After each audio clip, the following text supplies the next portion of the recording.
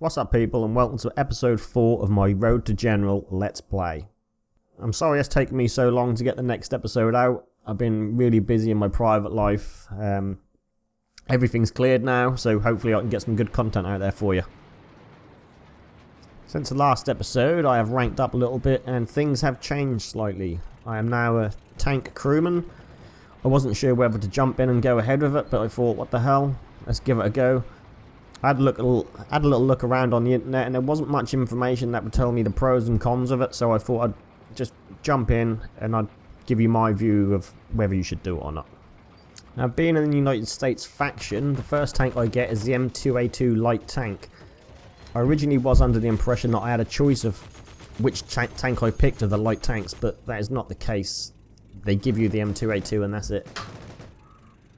Now, the M2A2 is by far not the best tank in the game. It is not good against tanks. Don't go tank hunting with it. Stick to personnel and lightly armoured vehicles. It can take them out with ease. The tank comes with two turrets. It's got a 50 cal and a 30 cal machine gun turret. The problem is that they're two separate turrets, so the right hand one stops the main turret from turning all the way to the right. So if you haven't got a secondary gunner and you're on your own, you sort of have to point your tank to the right of your objective a little bit so you get full scope of it, because you cannot swing the gun all the way to the right. If you do have anyone on the right hand side, you can jump to the other machine gun, but it is only a 30 cal as opposed to the 50 cal on the main gun. This is a pretty quick little tank. I mean, you can scoot around the battlefield and sneak up behind enemies quite quickly. The only problem is the armor on it is absolutely terrible. If you come up against another enemy tank, you are dead. To be honest, I couldn't wait to get the fuck out of this thing and get a decent tank. When I become tank crewman, I imagined that I was going to have a big massive cannon on the front of my tank and I was going to be shelling shit out the sheds and the buildings. People are going to come flying out the windows and everything, but that is just not the case. You start with this tank. It is pretty damn awful, but hey, you have to start from somewhere. Another thing I have to stress about becoming tank crewman is you lose all your stuff. If you've only got the one infantryman like I had, and you move him onto being a tank crewman, you lose like all my M1 Grand and my scopes and my barrels, everything that I tried hard for. I have nothing. Originally, back in the day, as far as I'm aware, when you become tank crewman, they gave you the Thompson gun as standard straight off the bat. Not the case anymore. You do not have a gun. You have fuck all. So let's have a look at this. To unlock the Thompson now, it's unlocked with the SMG Assault 9th grade. So we go into there, we have a look, and to get that, SMG Assaults using the submachine gun in combat will earn you points to this ribbon. Right, we haven't got a submachine gun, so let's look at the grease gun. Unlocked with armor damage 5th grade.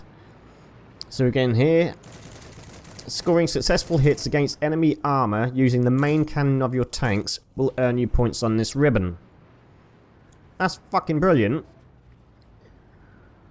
But when they give you the M2A2 that doesn't have a main cannon, you cannot score any points towards that ribbon.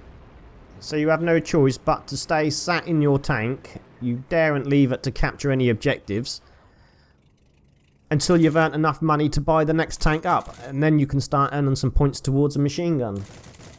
I mean, other people might have done it a different way, and it might be just the situation that I'm in because of the way I've played the game from the off.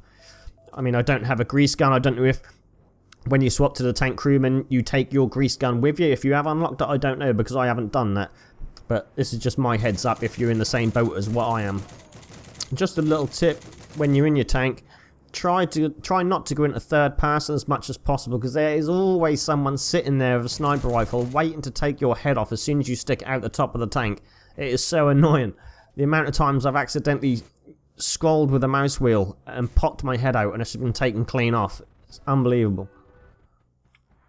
Another thing I'll point out, me being an idiot, when I first had the tank, I thought, Jesus Christ, I can't see the enemy. The scopes on this are terrible. And it wasn't until I accidentally scrolled the mouse wheel up that it zoomed in and gave me a better line of sight.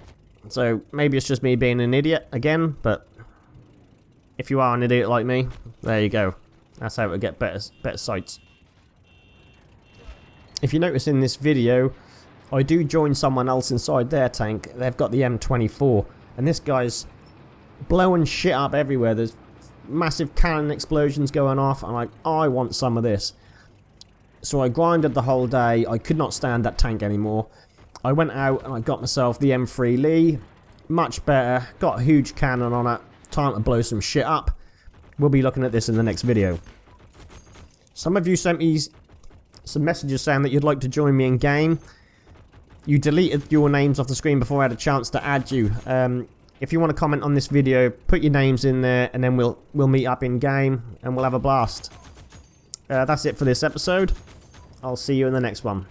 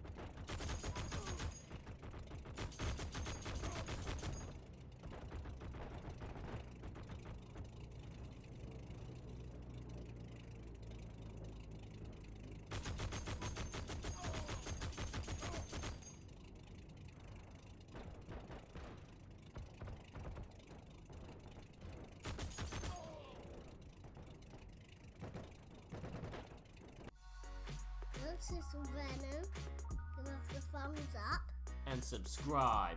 and subscribe. See you on the flip flop.